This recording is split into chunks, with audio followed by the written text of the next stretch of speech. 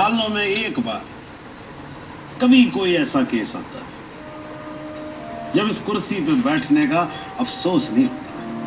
नहीं तो जी मैं तो रोज ही कोर्ट आता हूँ, बैठा रहता हूँ कोर्ट के अंदर, घड़ी की तरफ देखता रहता हूँ कि कब 6 बजे और कब मैं उठ के घर चला जाऊँ। क्या करें जी, न्यायपालिका की हालत ही कुछ ऐसी है। ये देखो जी, ये अंधेरे बदबूदार कमरे जिन्हें कोर्ट कहा जाता है। भाई साहब, इसमें हम जैसे जजों का आने का मन नहीं करता। आम जनता की बात तो क्या करें। हाँ जी माता साहब, ठीक बोल रहा हूँ ना। ये तो 3 करोड़ से ज्यादा केसेस पेंडिंग है इस देश के अंदर, और कुल मिलाकर जज कितने? 21,000। यानी देखा जाए तो 1 लाख लोगों पर एक जज। डेट पे डेट पड़ती रहती है जी, लोग आते रहते हैं, हताश होकर घर जाते रहते हैं।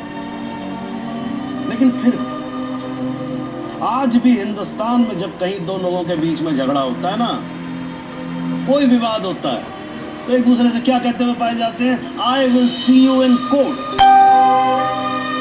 क्यों करते हैं भाई लोग ऐसा?